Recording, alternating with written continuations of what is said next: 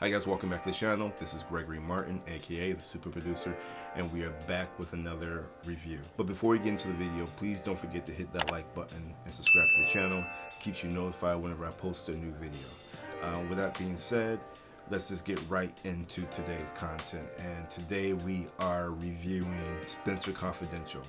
So this movie is another movie that was suggested for me based on Netflix's new, I guess, rating system, where they tell their viewers, I guess, depending on what country you're in, where the top 10 movies or series or documentaries that people are watching at the time. So I watched this movie maybe a few weeks ago, maybe two and a half weeks ago, and you know, this movie felt to me very classic Wahlberg. And what do I mean by that? When I think of Mark Wahlberg, I think of his kind of standalone movies. I'm thinking Contraband. I'm thinking Two Guns. I'm thinking Shooter. The Italian Job. It made me feel like those films watching it from the very first scene on the screen. And after I saw that, I felt very comfortable and I knew what I was getting myself into. To couple that, what you have Winston Duke playing alongside with Mark Wahlberg. You have Bokeem Woodbine playing the villain. I think that's just what he does. He plays Bokeem. He just plays the villain, you know, or like that, you know, kind of.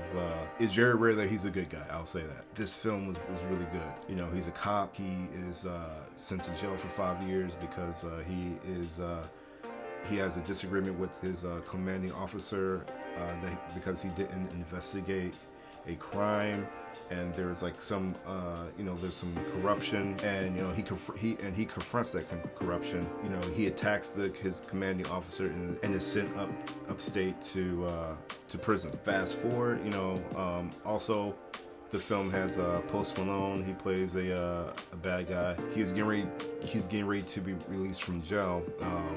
Mark Wahlberg's character, and before he gets released, people from the LSA are trying to send him a message. They feel that if he's able to make it out of the jail alive, that he could throw a wrench in whatever plan. Basically, you have this like kind of Serpico on steroids with Mark Wahlberg. You know, with the Mark Wahlberg movie, it's going to be cool. He's gonna look cool. He's gonna have some really funny lines. Winston Duke, the dynamic that those two had, the on-screen chemistry was really surprising. You know, Winston Duke, you know him from Black Panther, Us. He's been in a few other things, but you know, to see, you know, Mark Wahlberg, who's not really I wouldn't call him a serious actor in the sense where he's not like he's not gonna win any Oscars for his acting, but he is really good at what he does. He's really good at these action driven, exposition, you know, punch your way out of a situation type of movies.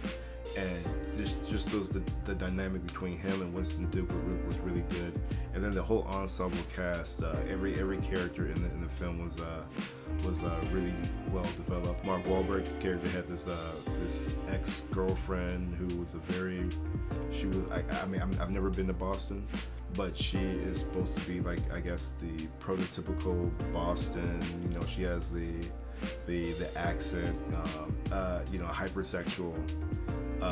But she's a badass, you know. So like you have that dynamic, and then you have Bokeem Woodbine, who is the smooth talking, not necessarily smooth talking, but like he's the detective who has like you don't know whether he's the good guy or the bad guy, or he's dirty or whatever.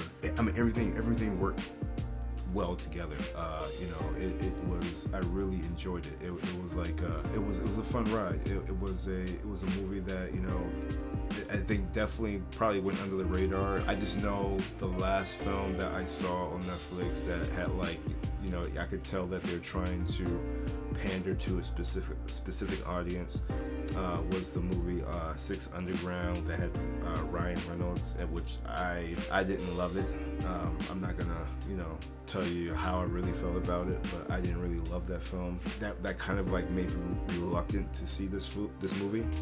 But I mean, I'm glad I did. I'm glad I had nothing to do that day and I watched it, because it's a fun story. It's light. It's not really bloody or gory. I don't think that's just not what Wahlberg does nowadays. It felt like a remake to me. I think if I recall, or if I can remember correctly, Spenser Confidential, or maybe I'm thinking Spenser for Hire, which I want to say had Tom Selleck in it.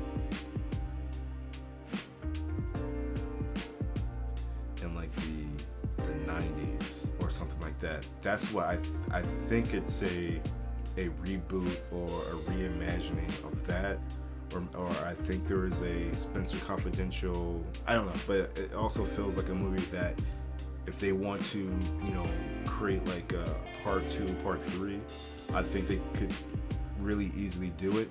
I think there's enough material to squeeze out of this first movie to make a second and maybe possibly a third one. As long as they don't get too crazy. I think it's definitely worth a watch. If you have a couple hours to sit down and watch it, it's really good to be able to watch a fun movie on Netflix, especially with Fast and Furious Part 9 being pushed. That is it. That's my review on Spenser Confidential.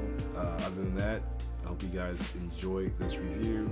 Please don't forget to hit that like button, subscribe to the channel, and I'll see you guys on the next one.